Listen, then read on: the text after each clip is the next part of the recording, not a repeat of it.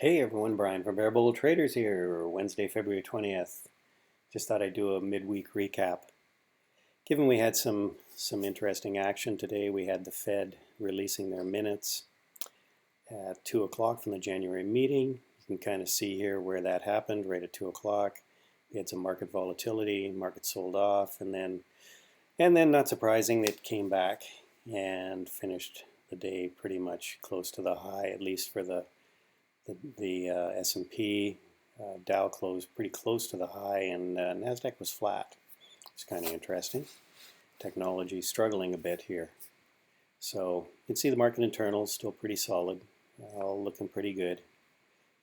The groups, let's see what we had here with the groups. The industrial goods, base materials, industrial goods, still the performers this week.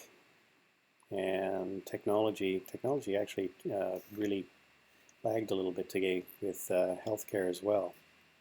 Kind of interesting. So let's take a look at the indexes specifically. So hang on a sec. Let's bring our indexes up. Here's the Dow. Kind of see here our RSI is getting up and above 70. Dow continues to go higher, bounced off the 200-day, getting up into a level that would definitely be some resistance, 26,000. MACD still looks strong. Let's say RSI is looking strong. Kind of running out of momentum here in the last couple days. Today and yesterday, see, we didn't have a lot of price movement. We had a big day on Friday. Let's take a look at the IWM, the small caps, the Russell 2000. See here, we're right at the 200-day now, right up at some levels of resistance, prior resistance, and we'll see where things go from here. RSI is getting definitely a little bit overbought, 77. 80 is when it's really getting up there. Volume, average. MACD still accelerating up, but like I said, up into an area of what looks like could be resistance. At the very least, we may just consolidate here. QQQs chopping along just above the 200-day moving average, right up into a level of resistance there. RSI seems to be rolling over a little bit. Same with the MACD. Volume a little bit better than Tuesday, sort of average. And the SPY, the large caps, again, just grinding higher, came up to the 200, punched through it, and then back up to this, what is also could be a level of resistance, 2800 on the SPY. Let's take a look at our dollar index. I like to look at that because that impacts basic materials sometimes, pricing. Let's see, we had a big sell-off day yesterday and a bit of a bounce today. Not on huge. The sell-off day was bigger volume. The bounce back was lower volume, which would lead you to believe that maybe there's more downside coming here. MACD rolling over. RSI kind of did a double top here. And so we may be heading lower on the dollar, which bodes well maybe for silver and gold. More about that later. And the VIX, the volatility index, you can see it's on a highway to hell, as I like to call it. It just seems to be going lower and lower every day. So volatility is coming right out of the market.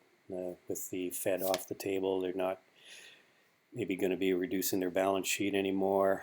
They're on hold with their rate hikes. So, yeah, so we call it the Fed put. Let's take a look at what we've got as positions right now. CAG entered that just a little bit below where it finished the day, 24.27. If it drops much below 24, 23.90, 23.80, I'm going to be taking that position off. And we'll just keep an eye on that tomorrow. MACD looks like it's still pretty good here.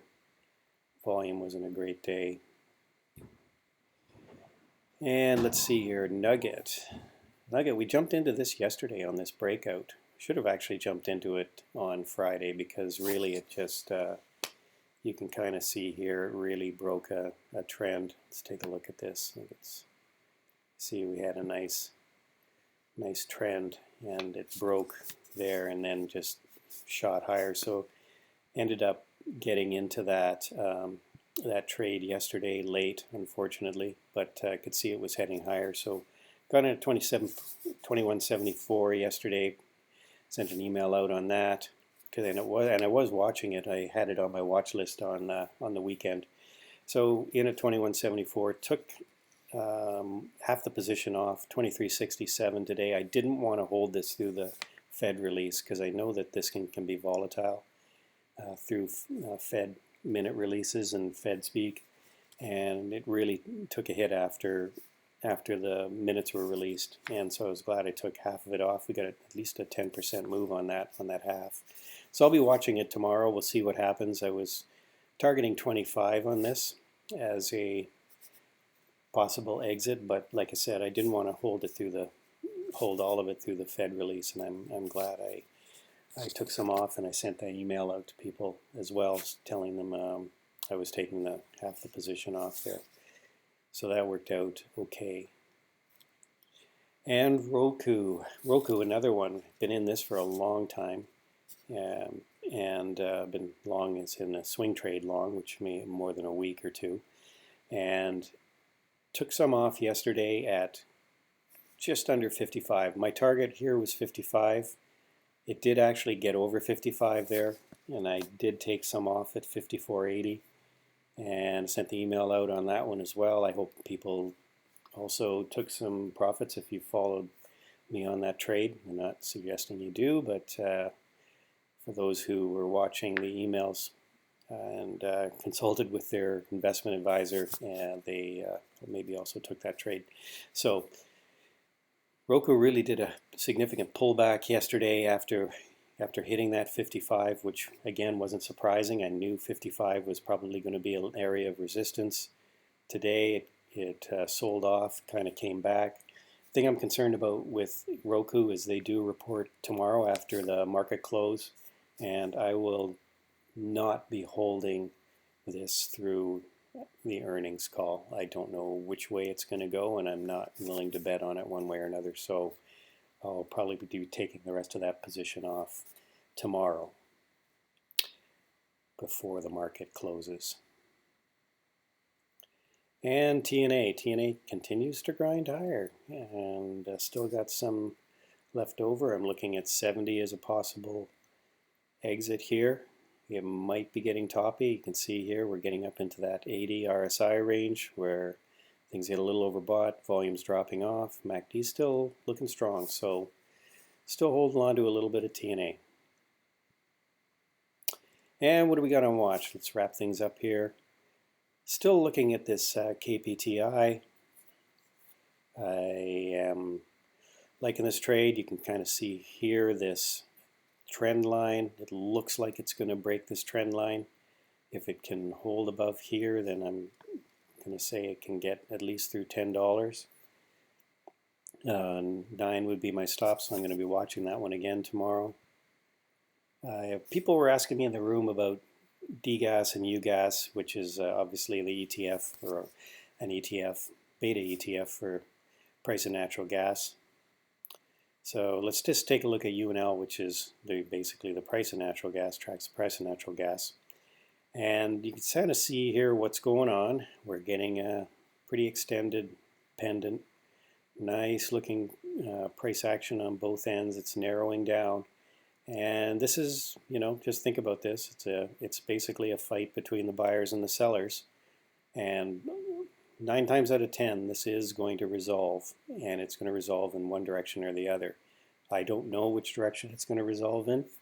I have no idea, but I'm going to be continuing to watch the UGAS, the DGAS, the UNG, all those tracking the price of natural gas. And when it looks like it's starting to break one way or another, I'll be probably jumping into that trade, depending on how it looks. But right now, it's no touch. It's a wait and see. And we'll see who comes out victorious, the buyers or the sellers.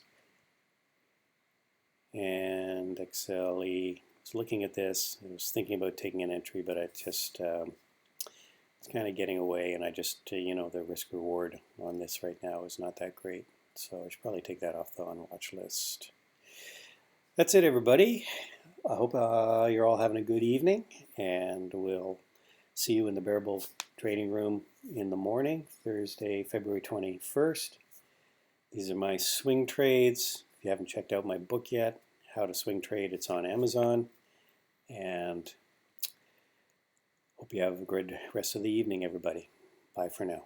We'll see you in the morning.